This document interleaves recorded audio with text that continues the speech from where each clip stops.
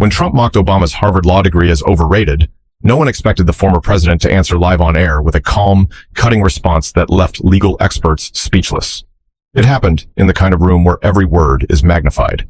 The White House press briefing was already tense that afternoon. Cameras clicked, reporters shifted in their seats, and President Trump stood at the podium, leaning forward with that familiar air of impatience. Then, almost out of nowhere, he dropped a line that would dominate headlines within the hour. "You know," Trump said, his voice carrying a mix of sarcasm and bravado, "they say Barack Obama went to Harvard Law. They say he was a big-shot editor of the Law Review. Honestly, overrated. I've seen better lawyers from community college." The room rippled with murmurs. Some reporters glanced at each other, eyebrows raised. Others immediately started typing furiously, knowing this was the soundbite that would lead the evening news. It wasn't the first time Trump had attacked Obama, but this was different. It wasn't about policy or politics. It was personal. He wasn't just questioning Obama's decisions as a former president. He was questioning his very credibility, the foundation of his professional life. A reporter from the Associated Press raised her hand, her voice cutting through the noise. "Mr. President, are you suggesting Barack Obama's law degree isn't legitimate?" Trump smirked, pausing long enough to let the cameras zoom in. "I'm saying Harvard hands out fancy titles, but it doesn't make you smart. Look where it got us. 8 years of a disaster. If that's what a Harvard degree gets you, maybe it's not worth very much." The room erupted, half with shouted questions, half with stunned silence. A correspondent from CNN shouted over the noise, "Do you have any proof of what you're saying?" Trump waved it off with a dismissive flick of his hand. "Proof? Everybody knows. People are talking about it. A lot of people, actually. You'll see.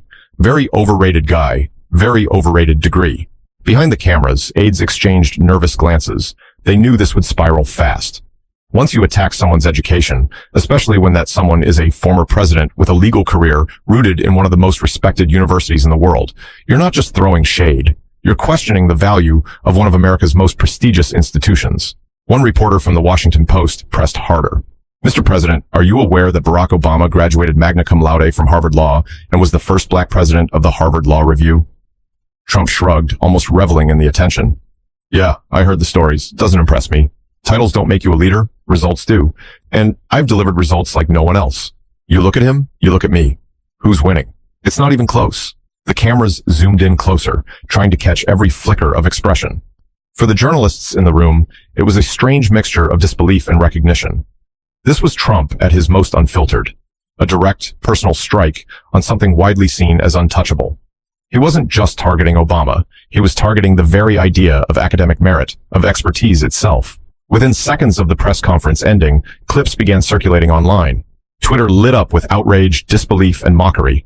Some of Trump's supporters applauded the comment, saying it was about time someone told the truth about elites, but many more were horrified. For them, it wasn't just about Obama.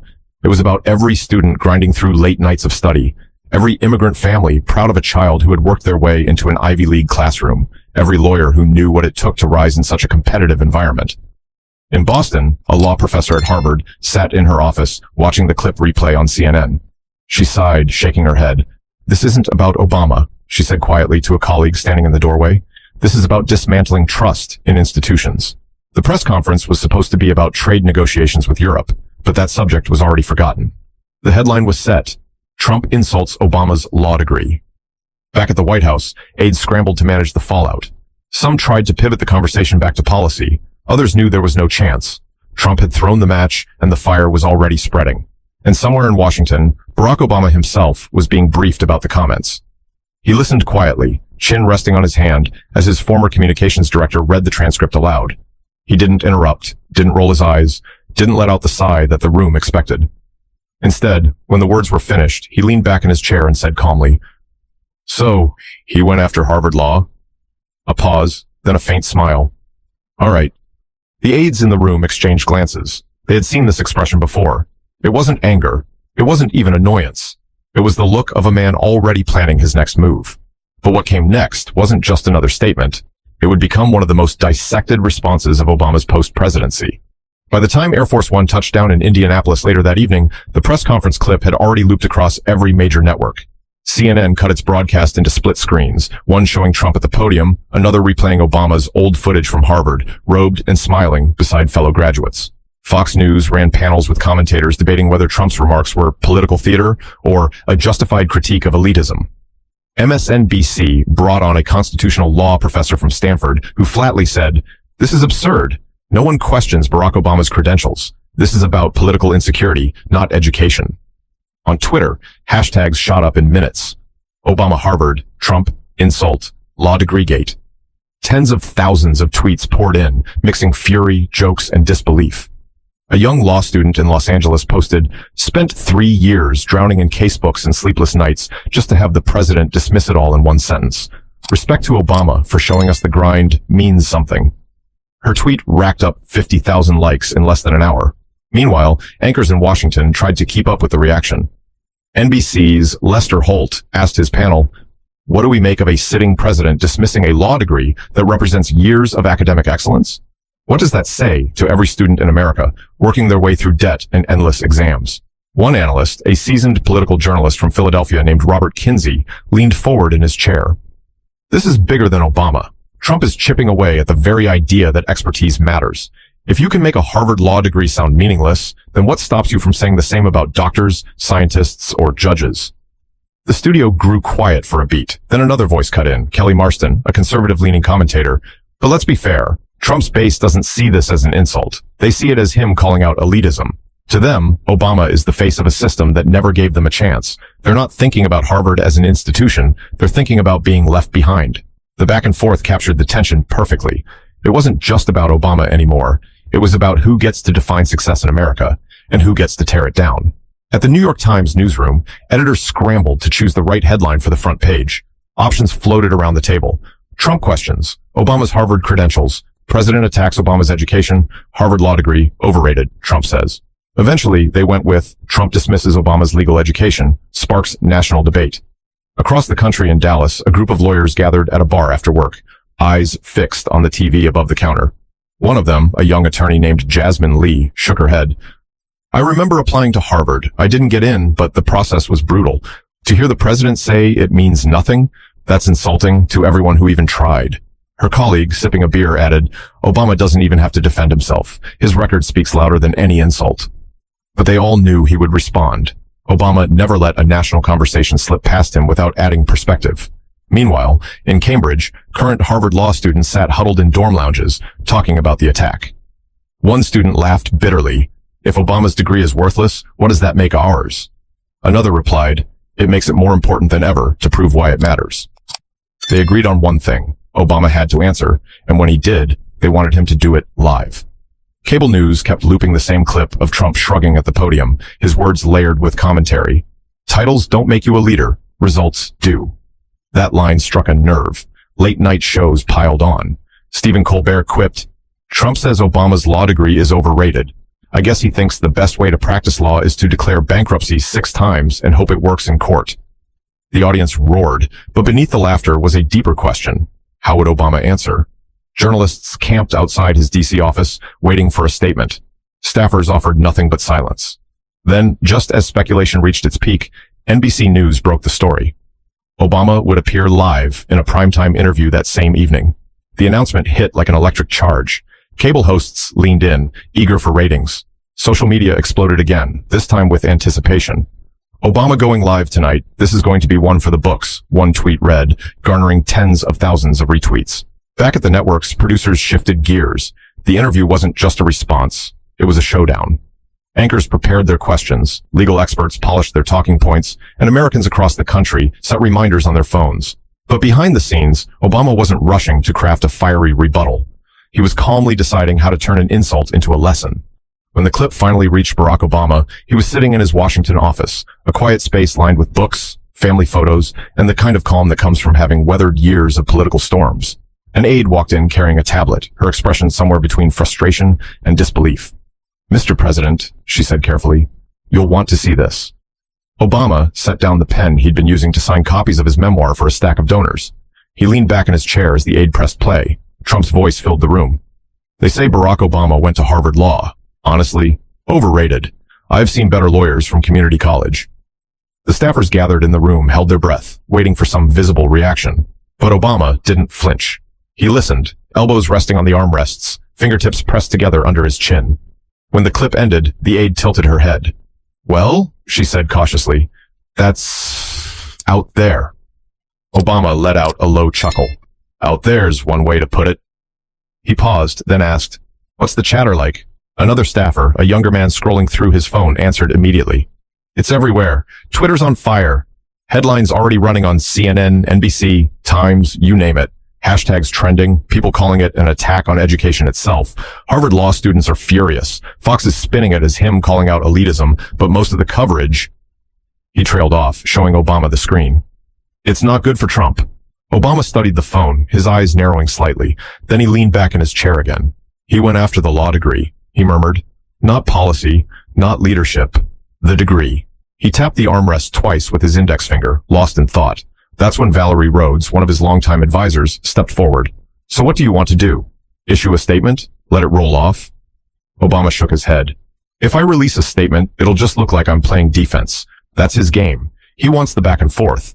But if I sit down and speak to the American people, calmly, clearly, on the record, then it's not just a rebuttal. It's a lesson." The room went quiet. They'd heard this tone before. It was the same tone he used before his 2008 speech on race in Philadelphia, the one that had silenced critics and elevated him from candidate to statesman. Another aide asked, "So you want to go live?" Obama nodded slowly. "Yes, tonight. No delay. We set the tone before this spirals. People are watching. They need to see that insults don't dictate the conversation." Valerie arched an eyebrow. "You're sure?" "I'm sure," Obama replied. "Trump wants noise. We'll give them clarity." Across town, word traveled quickly to NBC headquarters that Obama was considering a live interview. Producers scrambled, securing a primetime slot and rearranging the entire evening schedule. Anchors prepped, analysts were called in, and the anticipation grew hour by hour. Meanwhile, Michelle Obama, who had been briefed earlier, called her husband. Her voice was steady, but there was an edge of frustration. "He attacked Harvard, Barack. He attacked what you worked for, what thousands of kids dream of. You can't let that slide." "I'm not letting it slide," Obama assured her. "But I won't swing wild. That's not who I am. I'll answer him with substance. That's how you teach people where truth really lies." She was quiet for a moment. Then softer, she said, "Make it about more than you. Make it about everyone, whoever worked their way up through books, long nights, and doubt. That's bigger than one insult." Obama smiled faintly. "That's exactly what I was thinking." Back in the office, aides worked quickly to prepare talking points, though Obama waved most of them off. "I know what I need to say," he told them. "Keep it simple. Respect institutions, respect truth, and remind people that leadership is proven by action, not by tearing others down." By late afternoon, the news was official. Obama would sit down for a live primetime interview at 8 p.m. Eastern. The announcement spread like wildfire. Twitter feeds exploded again. Newsrooms adjusted their rundowns. On cable, anchors teased the coming interview like it was a heavyweight fight. In Boston, a group of law professors gathered in a conference room at Harvard. One of them, Professor Alan Kim, looked around the table. "I've taught constitutional law for 20 years, he said quietly, "but I guarantee Obama's about to give the country the most memorable lecture they'll ever hear." But before the cameras rolled, America needed to see how Obama would prepare himself for a moment that wasn't just about defending a degree. It was about defending the very idea of truth. By 6 o'clock Eastern Time, the news cycle had shifted entirely around one event: Barack Obama's decision to appear live. Cable networks cleared schedules, producers called in extra crews, and editors in every newsroom in Washington knew this wasn't just another segment. It was a cultural moment. Inside NBC's Washington bureau, producers worked feverishly to polish the stage. A mahogany desk, a backdrop of the Capitol glowing in the night sky, and careful lighting to highlight Obama's trademark calm demeanor. Every detail mattered. "We want gravitas," one producer barked. "No theatrics, no gimmicks. This is history. Treat it that way." At the same time, in Obama's office, his closest aides gathered for what felt like a war room strategy session. But unlike political campaigns of the past, there was no frantic shouting, no flurry of opposition research. Obama sat at the head of the table, relaxed, a cup of tea steaming in front of him. He listened as his advisors outlined possible approaches, highlight his academic record, call out Trump's insecurities, pivot to the importance of education. Finally, he raised his hand. "We're overcomplicating it. People don't need a resume recap. They don't want me to spar. They want reassurance that facts still matter, that work still matters, that institutions mean something in this country. If I get drawn into the weeds of my degree, I've already lost." Valerie Rhodes, leaning forward with her glasses perched low on her nose, nodded slowly. "So you'll frame it bigger than yourself." Obama gave a small smile. "Exactly. If this is just about me, then Trump wins. If it's about every student, every parent, every immigrant who believes hard work leads somewhere, then it's not a counterpunch. It's a reminder of who we are. Across the room, an aide scribbled notes, though Obama waved him off again. Don't write me a speech. I'll speak off the cuff. That's how people know it's real. The team exchanged glances. It was risky. Unscripted live interviews always carried the possibility of a stumble, but they also knew this was when Obama thrived, when the stakes were high, and he had to distill a complicated idea into something every American could feel in their gut. Meanwhile, back at the White House, Trump was briefed on Obama's impending interview. He grinned when his press secretary told him, "Good, let him talk. Nobody watches him anymore. I'm the show." But behind the bravado, aides whispered about whether this might backfire. One senior advisor muttered under his breath, "If Obama does what I think he's going to do, we're in trouble." As 7 o'clock approached, America buzzed with anticipation. In San Diego, a group of law students crammed into a small apartment living room, pizza boxes stacked on the coffee table, eyes glued to the TV. In Cleveland, a retired judge invited neighbors over, telling them, "Trust me, this is going to be worth watching." Across middle America, in small towns and big cities alike, households tuned in. It wasn't just Obama versus Trump. It was a test of what kind of voice Americans wanted to hear in moments of confrontation. Back in the NBC bureau, the anchor tapped her earpiece. "We're on in 5 minutes. Obama's on site. Cameras rolling." The director counted down. "We go live in 3, 2... At that exact moment, Obama was in the green room, adjusting his tie with calm precision. A makeup artist dusted his forehead lightly, but he waved her away after a second. "That's enough," he said gently. His voice carried the steadiness of someone who knew exactly what he wanted to say. Valerie poked her head in. "Ready?" Obama stood, rolling his shoulders back. "Always." He walked down the narrow hallway toward the studio, each step slow but certain. The weight of the moment pressed around him, not as anxiety, but as clarity. As he reached the entrance, he turned briefly to his aide. "Remember this. It's not about me. It's about us." The stage lights flared as he entered the studio, greeted by polite applause from a handful of staff and technicians. He shook hands with the anchor, exchanged a brief smile, and settled into the chair. Millions of Americans sat on couches, bar stools, and dorm room floors, waiting for the words that could turn a petty insult into something unforgettable. The red light on the camera blinked on, but what came out of Obama's mouth in the first 60 seconds would silence even his critics and set the tone for a response that felt less like a defense and more like a national civics lesson. The moment the red light on the camera blinked, the nation collectively leaned closer. Living rooms, bars, dorm lounges, and office break rooms became extensions of the studio. The anchor, seated across from Obama, began with the kind of introduction designed to carry weight. Former President Barack Obama is with us tonight in an exclusive live interview. Earlier today, President Trump questioned Mr. Obama's Harvard law degree, calling it overrated. Tonight, we give him the opportunity to respond. The anchor's voice faded and the camera cut to Obama. He looked steady, composed, his posture upright yet relaxed. No clenched jaw, no tension in his eyes, just the familiar calm that had defined his presidency. "Good evening," Obama began, voice low and even. "Look, I don't usually comment on every remark that comes out of the White House these days. Folks say things, sometimes to make headlines, sometimes to stir division. But when those remarks touch on something bigger than me, on something that represents millions of Americans, I feel an obligation to respond." He paused, letting the silence breathe. The anchor didn't interrupt. The weight of his tone did all the work. "When I was a student at Harvard Law," he continued, "I didn't think about how the degree would look on a wall. I thought about how many nights I could push through, how many times I could question myself and keep going. I thought about my mom raising me, about scholarships, about loans I'd be paying off for years. I thought about every kid who believed that if they worked hard, they could make it too." The camera caught the faintest nods from the anchor, but she stayed silent, giving Obama room. "Now," he said, leaning slightly forward, "you can disagree with my policies. That's democracy. You can criticize my presidency. That's fair. But when we start dismissing education, when we start telling kids that the hours, the sacrifice, the grit don't mean anything, that's when we lose something bigger than a debate. We lose faith in the promise of America." In a newsroom across town, producers signaled each other, "This is the clip." They knew the first 60 seconds would travel faster than wildfire. The anchor finally interjected, "Mr. President, to be clear, are you saying this isn't about defending yourself?" Obama gave the faintest smile. "Exactly. I don't need to defend my resume. That's already written. What I do need to do is remind people that dismissing institutions, whether it's law schools, science, journalism, or the courts, is dangerous. Once you make truth optional, It's a short walk to chaos. His words landed heavy. Across the country, people exchanged glances in living rooms and text messages flew. Did you hear that? He's not even angry. He's teaching. The anchor pressed once more.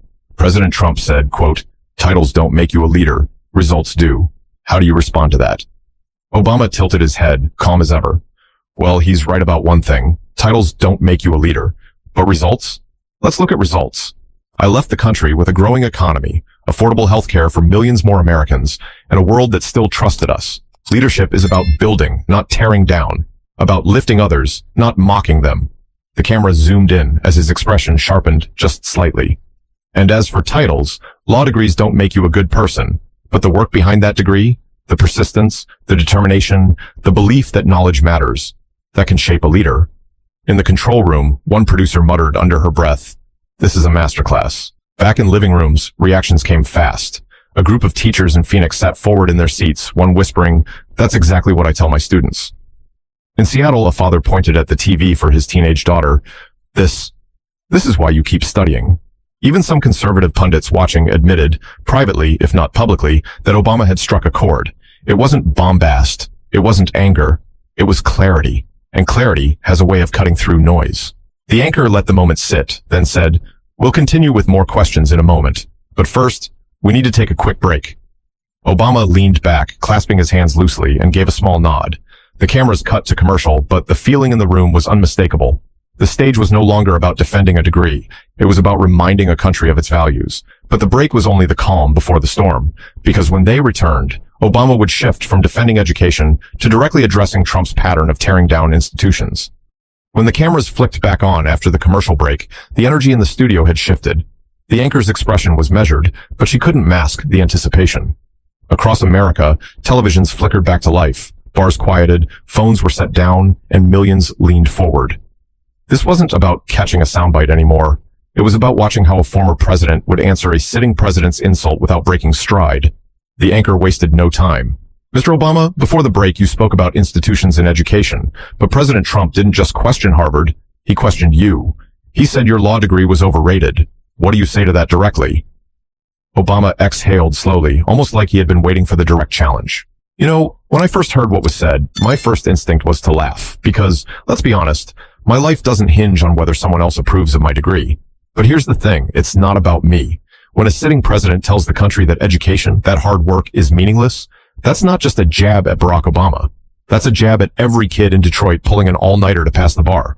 That's a jab at the single mom in Phoenix finishing community college while raising 2 kids. That's a jab at every immigrant family that saves every dime so their child can walk across a graduation stage. The anchor didn't move. The silence that followed wasn't awkward. It was heavy. Obama leaned forward, his voice gaining quiet strength. "I came from modest beginnings. My mother raised me, often struggling to make ends meet. Scholarships, loans, late nights. That's how I made it through Harvard Law. And let me tell you, there's nothing overrated about that. There's nothing overrated about the professors who demanded more of me, or the classmates who pushed me harder than I thought I could go. That degree isn't a title. It's a record of perseverance." The anchor jumped in. "But President Trump argues that results matter more than credentials." Obama gave a faint smile. "And I agree with that. Results matter. So let's talk about results. Millions of families gained health care under my administration. The auto industry recovered. Bin Laden was brought to justice. Those are results. And you don't get there by dismissing knowledge. You get there by valuing it." His tone sharpened slightly, though never raised. Leadership isn't about tearing others down to feel taller. Leadership is about lifting people up. It's about setting an example so that when kids see the highest office in the land, they see dignity. If you tell them education means nothing, what do you think happens to their ambition? If you tell them perseverance is overrated, what message does that send to a 12-year-old kid working through algebra homework tonight? For a moment, the studio was so quiet you could almost hear the hum of the lights above. The anchor let the pause linger before asking, "Do you think President Trump's remarks are dangerous?" Obama didn't hesitate. "I think when you dismiss institutions, whether it's higher education, science, journalism, or the judiciary, you're telling Americans that nothing is reliable except one person's opinion. And when that person sits in the Oval Office, that's not just reckless, it's dangerous." The camera cut tighter on his face as he continued. "Democracy isn't built on one man's hunch. It's built on laws, on facts, on shared truths. When we start dismantling that, we lose the glue that holds us together." His words seemed to stretch beyond the studio, into classrooms, courtrooms, and kitchen tables across the country. Viewers weren't just hearing a defense of one man's degree, they were hearing a defense of the country's foundation. The anchor finally broke the silence. Mr. President, some might say you are using this moment to lecture rather than defend yourself. Is that intentional? Obama chuckled softly. Look, I don't think Americans need me to defend myself. They can look at my record, they can look at my work. What I think they need right now is perspective. They need to hear that the values we teach our kids, study hard, work hard, play by the rules, still matter. Because if the message from the top is that none of that counts, then what do we have left? His words hung in the air, simple yet devastatingly clear. Across the country, tweets poured out in real time. Obama is schooling him without even raising his voice.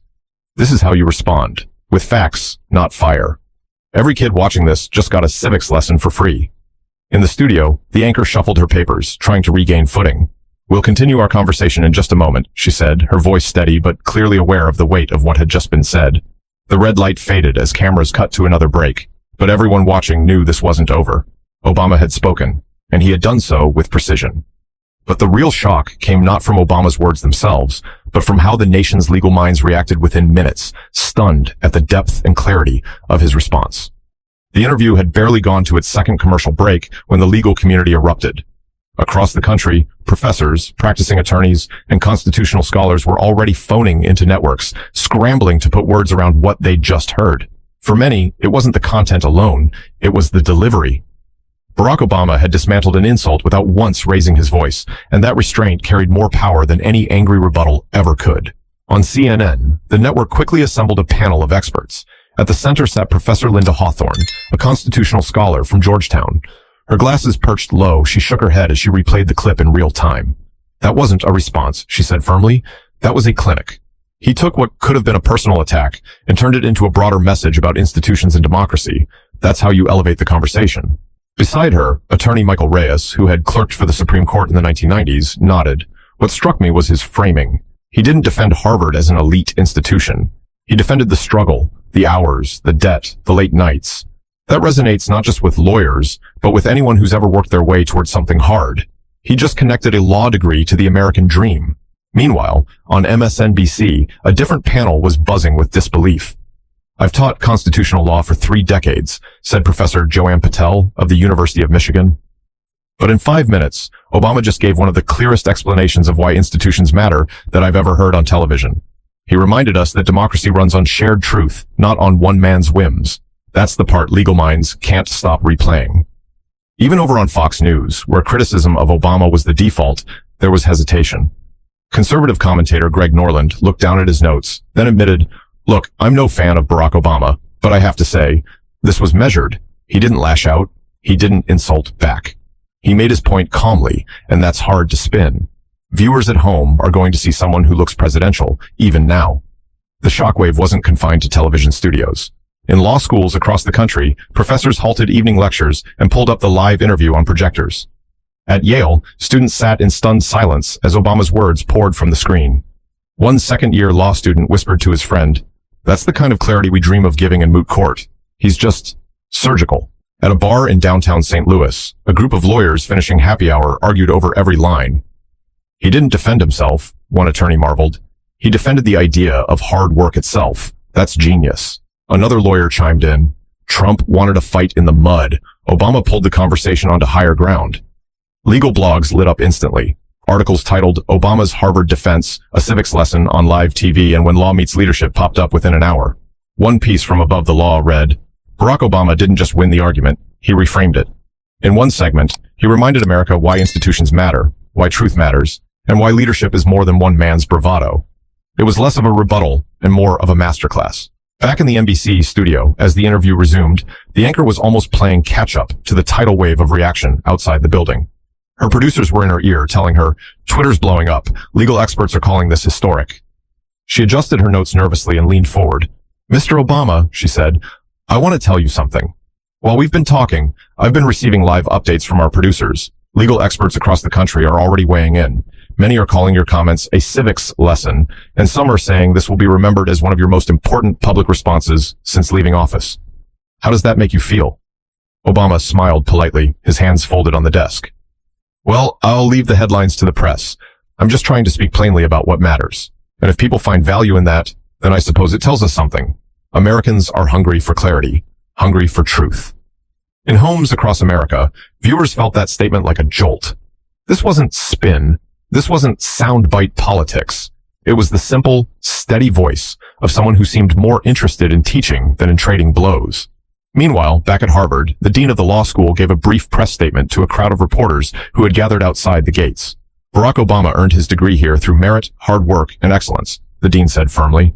To hear him defend not just himself, but every student striving for better, well, I think tonight speaks for itself. The reaction spread from scholars and professors to ordinary Americans. Tweets, Facebook posts, and even Instagram reels began circulating. One particularly viral clip came from a teacher in Oklahoma who filmed her classroom full of high school juniors watching Obama speak. She captioned it, "They just watched a president explain why their homework matters. That's the lesson for tonight." But the real test of the night wasn't in classrooms or studios. It was in the living rooms of everyday Americans, where ordinary people weighed his words against Trump's insult and decided whose vision of leadership they believed. As the interview carried on, living rooms across America became their own mini debate halls. Families, roommates, and neighbors gathered around televisions, not just watching, but reacting in real time. In Sacramento, a retired nurse named Gloria Henderson sat with her daughter and teenage grandson. The boy, still in his high school hoodie, asked, "Grandma, why is he talking about kids like me?" Gloria smiled and pointed at the screen. "Because he wants you to know it matters. Those long nights studying, those tests you hate. He's telling you that's the road to something bigger. Don't let anyone cheapen that." The boy leaned back, quiet now, but his eyes stayed fixed on the television. In Austin, a small group of Uber drivers parked their cars in the lot of a taco joint, watching the interview on someone's tablet propped up against a soda cup. One of them, Sergio, shook his head. "Man, he didn't even get mad. He just flipped it. Like he took the insult and made it into fuel. That's what you call control." Another driver added, "And he talked about moms working 2 jobs to get kids through school. That hit me right here." He pressed his fist to his chest. Meanwhile, in Boston, a group of Harvard law students crammed into a dorm lounge, the same institution at the heart of the insult. A young woman, Maria Alvarez, stood up after Obama's line about kids grinding late into the night. She said firmly, "That's us. That's every one of us in this room. If he can sit there and carry that insult with calm, then we have no excuse to give up on our own fight." The students clapped, not out of politeness, but because they felt like someone had just defended their daily struggle on national television. On Twitter, reactions came like a flood. A clip of Obama saying, "Leadership isn't about tearing others down to feel taller," crossed 2 million views in under an hour. A high school teacher in Kansas reposted it with the caption, "Play this in every classroom tomorrow." A lawyer in Miami tweeted, "I spent years in debt for my degree. Tonight, Obama reminded me why it mattered, and why it still matters." In Cleveland, a group of factory workers watched from the corner TV at a union hall. One of them, a man in his 50s with grease on his hands, muttered, "I didn't vote for Obama, but damn, that sounded right. Guy talks like he actually knows what it means to work." His coworker nodded slowly. "Trump talks loud. Obama talks steady. Sometimes steady wins." But not all reactions were supportive. In rural Missouri, a family sat at their kitchen table, Fox News streaming on the laptop. The father scoffed, "Harvard this, Harvard that. Elitist garbage. Trump's right. Real smarts don't come from a degree." His teenage daughter hesitated before replying, "Yeah, but he didn't sound elitist. He talked about regular people working hard. Didn't you hear that part?" The father went quiet, staring at the screen as if unwilling to admit she might have a point. Instagram filled with short reels, especially among college students. One video showed a young woman studying in her dorm, pausing her flashcards to hold her phone up to the screen where Obama was speaking. The text over the video read, "This is why I don't give up at 2 a.m. It was shared more than 100,000 times. Even celebrities chimed in. A well-known actor from Los Angeles posted, "Obama just taught the best class I've seen on live TV. Calm, facts, respect. That's leadership." A country singer from Tennessee tweeted, "You don't have to like his politics, but respect how the man carried himself tonight. That's how adults handle nonsense." Back at NBC headquarters, producers were overwhelmed by the flood of viewer emails. One caught their attention immediately. It was from a middle school principal in Des Moines, Iowa. "I had 200 kids in the auditorium tonight watching this interview," she wrote. "For once, they weren't fidgeting. They weren't on their phones. They listened. And afterward, they asked questions about law, about democracy, about working hard. You don't see that every day." As the program drew closer to its end, the anchor leaned in with one more question. "Mr. Obama, Tonight, you've spoken about education, democracy, and leadership. But the truth is, your remarks have already sparked debate across the country. Social media is exploding. Law schools are pausing classes. Families are having conversations in their living rooms. Did you expect your response to resonate this strongly? Obama clasped his hands, his tone measured. Honestly, I didn't think about resonance. I thought about responsibility. When you're given a platform, whether it's the presidency or a classroom, you owe people clarity. And if tonight helped one student believe that their work is worth it, then it was worth my time. But as the interview wrapped, the question became, what would the fallout look like in the days to come, especially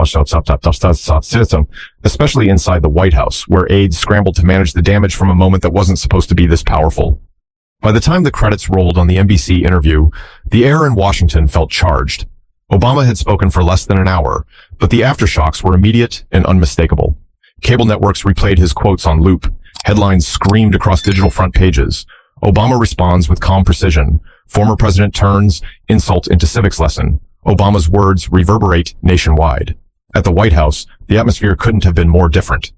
Trump's senior aides were huddled in the Roosevelt Room, the mood tense. Phones buzzed with incoming texts, email alerts, and push notifications from news outlets. Every staffer in the room knew the same thing. What had been intended as a throwaway jab at Obama had become the story of the week.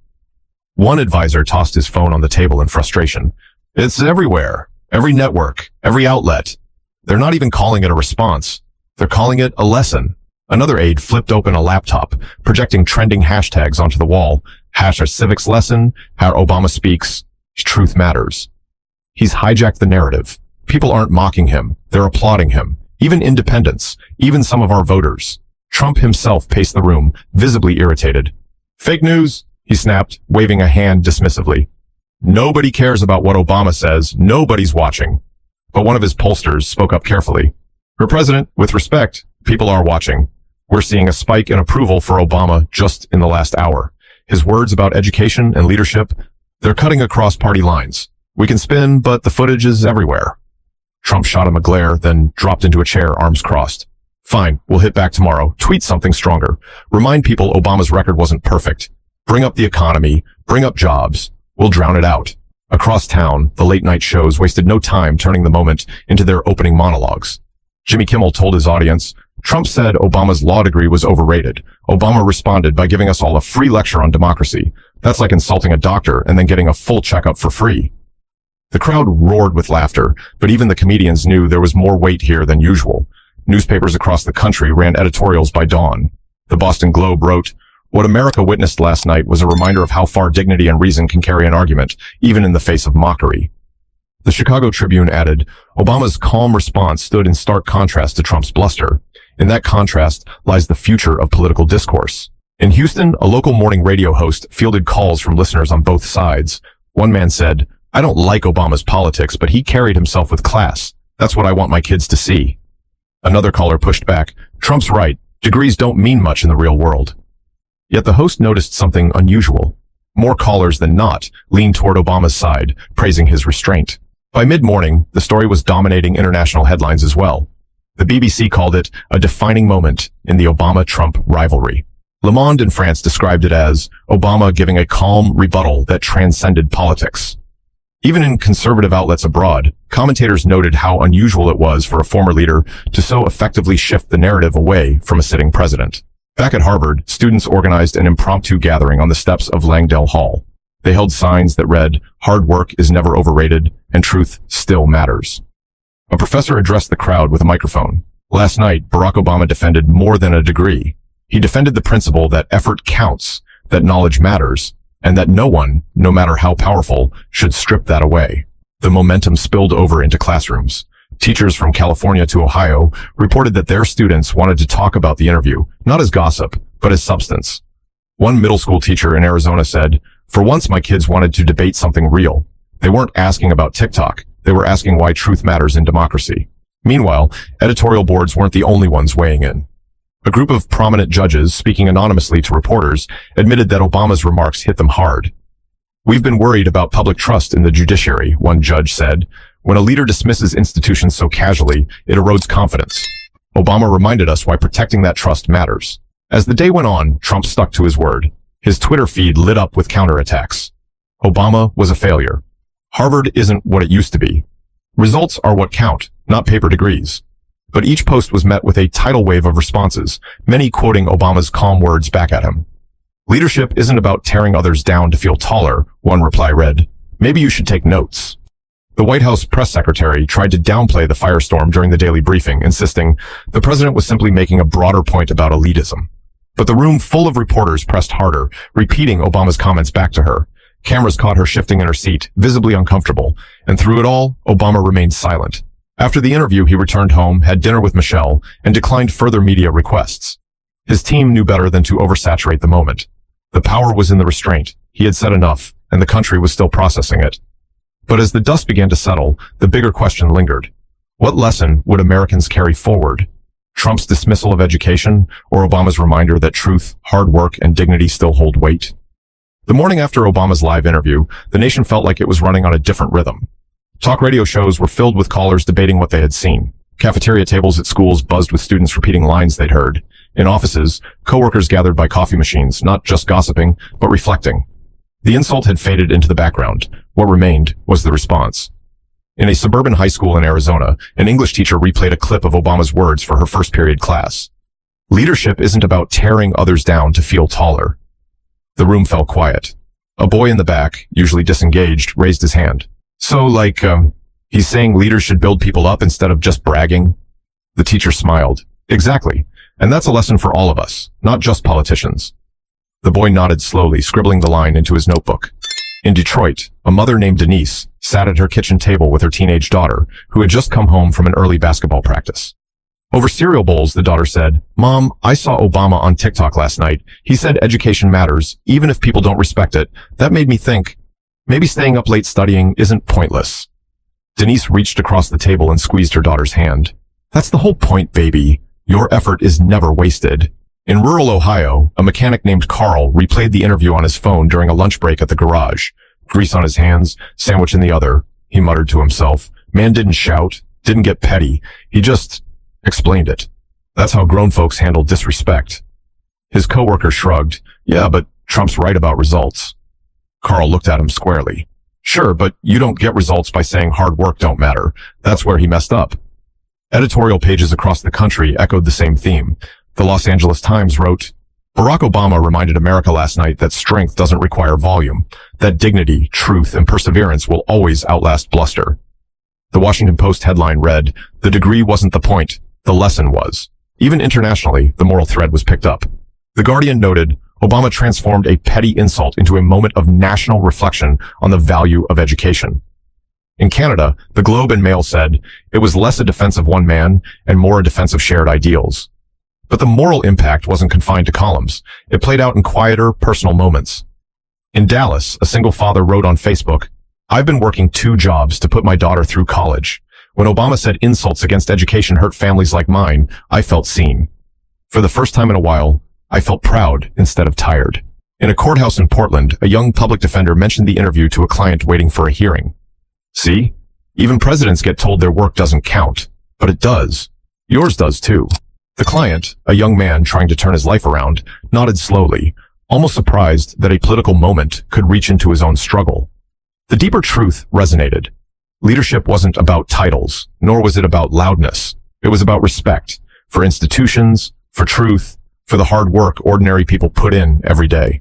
Obama had modeled a way to respond to provocation without sinking into pettiness. Trump's insult had been sharp, designed to wound. But Obama's answer had been sharper in a different way. It cut through cynicism and reminded people that ideals are only as strong as the voices willing to defend them. As late-night hosts replayed clips and memes flew around social media, one constant remained. People weren't quoting Trump. They were quoting Obama. The insult had evaporated, leaving behind only the lesson. And maybe that was the real win. Not for Obama, not for Trump, but for every viewer who walked away believing a little more in the value of their own effort. For every student who stayed up another hour studying, for every parent who believed the sacrifice mattered, for every worker who held their head higher, knowing perseverance is never overrated. Because in the end, what lasts isn't the noise, it's the clarity. So if you take anything from this story, let it be this. Dignity is louder than insults, truth is stronger than noise, and your hard work, no matter who questions it, will always matter. If you want to hear more stories that remind us why respect and perseverance count, don't forget to subscribe.